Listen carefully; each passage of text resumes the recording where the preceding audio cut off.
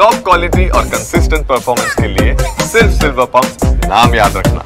ಇತ್ತೀಚೆಗೆ ಹಣಕ್ಕಾಗಿ ಮಹಿಳೆಯರನ್ನ ಮುಂದೆ ಬಿಟ್ಟು ಹನಿ ಟ್ರ್ಯಾಪ್ ಮಾಡಿ ಹಣ ವಸೂಲಿ ಮಾಡಿದಂತ ಪ್ರಕರಣಗಳನ್ನ ನೀವು ನೋಡಿದಿವಿ.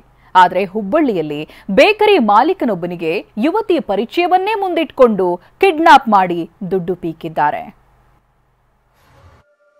ಕೇಕ್ ಆರ್ಡರ್ಗೆ ಬಂದು ಬೇಕರಿ ಮಾಲೀಕನ ಜೊತೆ ಯುವತಿ ಸಲುಗೆ. ಯುವತಿ ಮುಂದಿಟ್ಟುಕೊಂಡು ಬ್ಲಾಕ್ ಮೇಲ್, ಕಿಡ್ನಾಪ್. ಹೀಗೆ ತಲೆ ಬಗ್ಗಿಸಿಕೊಂಡು ಅಮಾಯಕರಂತೆ ಬರ್ತಿರೋ ಈ ಐನಾತಿಗಳು ಕಮ್ಮಿ ಆಸಾಮಿಗಳಲ್ಲ. ಹನಿ ಟ್ರ್ಯಾಪ್ನಂತೆಯೇ ಯುವತಿ ಪರಿಚಯವನ್ನೇ ಅಸ್ತ್ರವಾಗಿಸಿಕೊಂಡು ವ್ಯಕ್ತಿಯಿಂದ ಹಣ ಪೀಕಿದ್ದಲ್ಲದೆ ಕಿಡ್ನಾಪ್ ಮಾಡಿ ಹಲ್ಲೆ ಮಾಡಿದ್ದಾರೆ.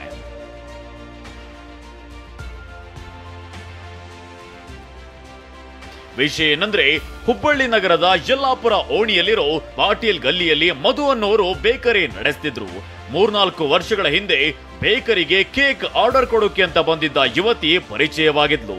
ಆಗ ಫೋನ್ ನಂಬರ್ ತೆಗೆದುಕೊಂಡು ಹೋಗಿದ್ದ ಯುವತಿ ಬೇಕರಿ ಮಾಲೀಕನ ಜೊತೆ ಮಾತನಾಡುತ್ತಾ ಸಲುಗೆ ಬೆಳೆಸಿದ್ದಾಳೆ. ಈ ವಿಚಾರ ಗೊತ್ತಾದ ಯುವತಿ ಪರಿಚಿತರು ಬೇಕರಿ ಮಾಲೀಕನ ಬೆನ್ನು ಬಿದ್ದಿದ್ರು. ಮೊದಲು ಬೇಕರಿ ಮಾಲೀಕನಿಗೆ ಬೆದರಿಕೆ ಹಾಕಿ 50,000 ಹಣ ಪಡೆದಿದ್ದಾರೆ. ಮತ್ತೆ 15,000 ಹಣಕ್ಕೆ ಡಿಮ್ಯಾಂಡ್ ಮಾಡಿದ್ದಾರೆ. ದುಡ್ಡು ಕೊಡದಿದ್ದಕ್ಕೆ ಮಧುವನ್ನ ಬೈಕ್ ಮೇಲೆ ಕರೆದೊಯ್ದು ಹಲ್ಲೆ ಮಾಡಿದ್ದಾರೆ. ಆಗ ಮಧು ಹಣ ಕೊಡ್ತೇನೆ ಅಂತ ಹೇಳಿ ತಪ್ಪಿಸಿಕೊಂಡು ಬಂದು ಗಂಟಿಕೇರಿ ಠಾಣೆಗೆ ದೂರು ನೀಡಿದ್ದಾನೆ. ನಿಮ್ಮ ಬೇಕರಿಗೆ ಬರ್ತಿದ್ರು ಅವ್ರು ಎಷ್ಟು ಜನ ಇದ್ರು ಅವರು? ಬಟ್ ನಿಮಗೆ ಹಣ ಎಷ್ಟು ಬೇಡಿಕೆ ಇಟ್ಟಿದ್ರು? ದುಡ್ಡನ್ನೇ ಎಸ್ಕೊಂಡಿದ್ರು ಅಂತ ಬೇಡಿಕೆ ಇಟ್ಟಿದ್ರಂತ. 50,000 ಏನೋ ಕೇಳಿದ್ರು ನಿಮಗೆ, ಬೇಡಿಕೆ ಇಟ್ಟಿದ್ರಂತ. ಹೌದಾ? ಸದ್ಯ ಘಂಟಿಕೇರಿ ಠಾಣೆ ಪೊಲೀಸರು 4 ಬಂಧಿಸಿ ಜೈಲಿಗಟ್ಟಿದ್ದಾರೆ. ಈ ಕೃತ್ಯದಲ್ಲಿ ಯುವತಿ ಪಾತ್ರವಿದೆಯಾ ಇಲ್ವಾ ಅನ್ನೋದರ ಬಗ್ಗೆ ತನಿಖೆ ನಡೆಸುತ್ತಿದ್ದಾರೆ. ಕುಮಾರ್ ಅನ್ನುವಂಥವನು, ಸುನೀಲ್ ಕನ್ನೇಶ್ವರ್ ಮತ್ತು ಸತೀಶ್ ಇಂದರ್ಗಿ, ಒಟ್ಟು ಈ 4 ಜನರನ್ನು ಅರೆಸ್ಟ್ ಮಾಡಲಾಗಿದೆ. ಮತ್ತು ಆ ಹುಡುಗಿಯನ್ನು ಕೂಡ ವಿಚಾರಣೆಗೆ ಒಳಪಡಿಸಿದ್ದೀವಿ.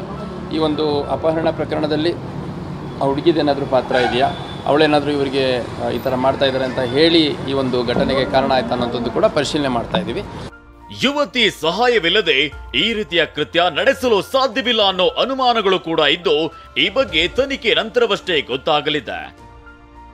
ಸಂಜಯ್, TV9 ಹುಬ್ಬಳ್ಳಿ.